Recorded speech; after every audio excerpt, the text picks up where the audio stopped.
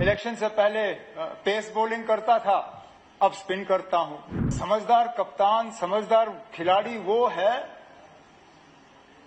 جو حالات کو دیکھ کے جو ہے اپنے کھیل کے طریقے کو بدلتا ہے۔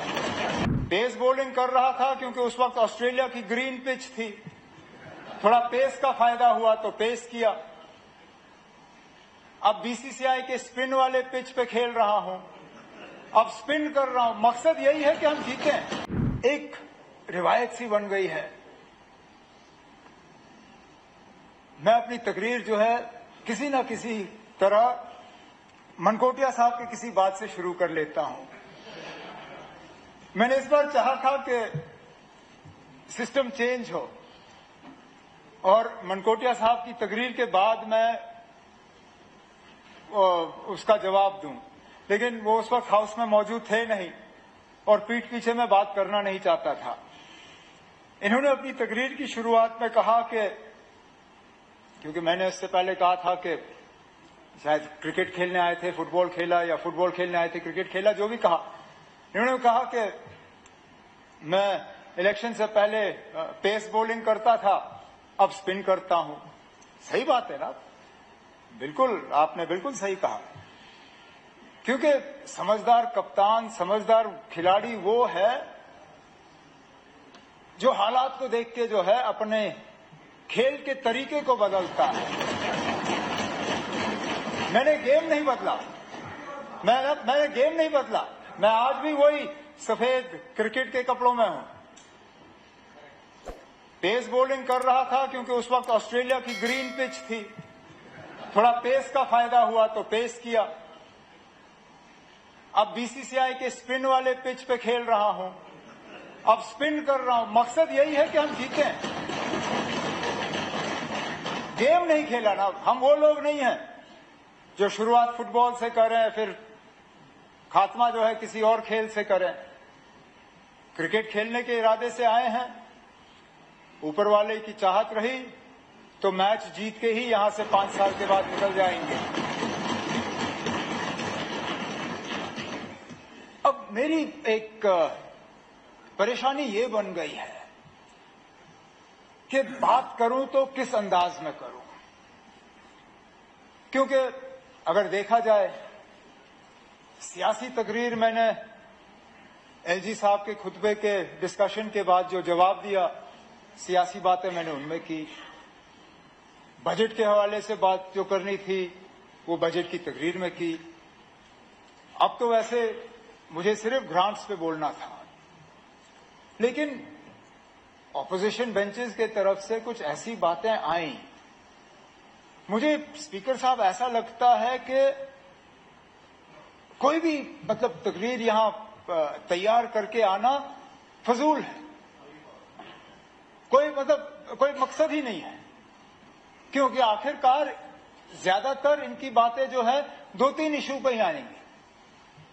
ایل او پی صاحب کی میں تقریر سن رہا تھا، مشکل سے ایک آدھ چیز، وہ بھی گرانٹس کے حوالے سے نہیں، بجٹ کے حوالے سے، جس کا میں نے پہلے ہی جواب دیا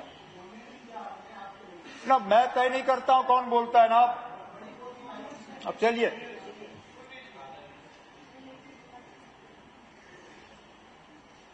برابری کی بات کی، کہا کہ 5 اگست کو طوفان ہوا، برابری ہوئی نا، وہ برابری ہم مانگ رہے ہیں۔ اگر آج آپ کو لگتا ہے کہ یہ اسمبلی باقی ریاستوں کے اسمبلی کے برابر ہے تو ٹھیک ہے نا، ہم خاموش رہیں گے، کچھ نہیں کہیں گے، لیکن دل پہ ہاتھ رکھ کے کہیے نا، کیا واقعی ہم اپنے پڑوسی ریاستوں کے برابر ہیں؟ ارے نا، ہم اس برابری کے تک، اس سے آگے تو چلیے ہم لے جائیں گے، فی الحال تو ہم برابری کی بات کر رہے ہیں، وہ برابری ہے نہیں کہیں پہ۔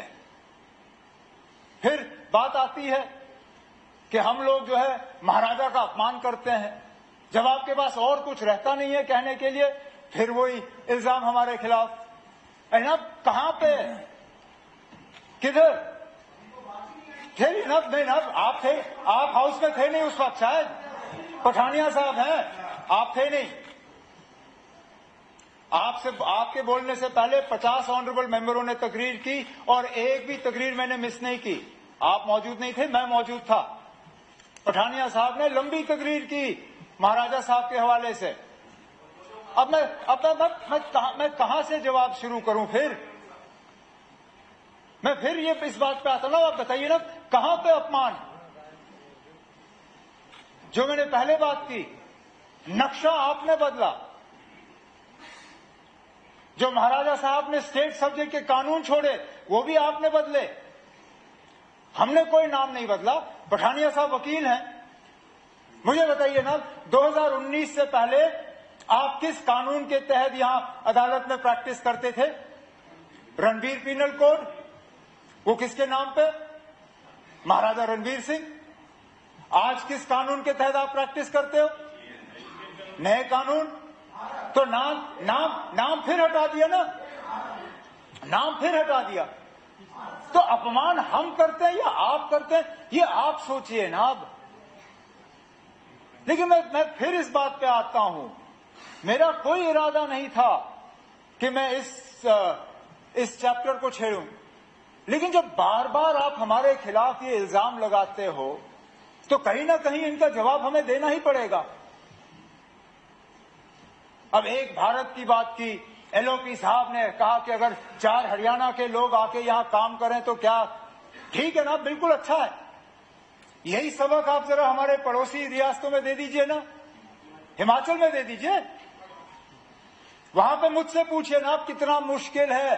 آپ کے بغل میں سلاتیہ صاحب بیٹھے، ان سے پوچھئے کتنا مشکل ہے ہماچل میں یونٹ لگانا، کتنے پاپڑ بیلنے پڑتے ہیں وہاں پہ، کتنا ریزرویشن رکھا ہے وہاں لوکل لوگوں کے لیے. ہمارے ہاں پیکیج کا استعمال کا 1% بھی پابندی نہیں ہے نوکری میں ریزرویشن کی. وہاں 70% لگانی ہے آپ نے لوکل. تو برابری کی بات تو بہت آسان ہے کرنا نا. اب برابری ہے نہیں، ہمیں تو بیچ ڈالا ہوا ہے.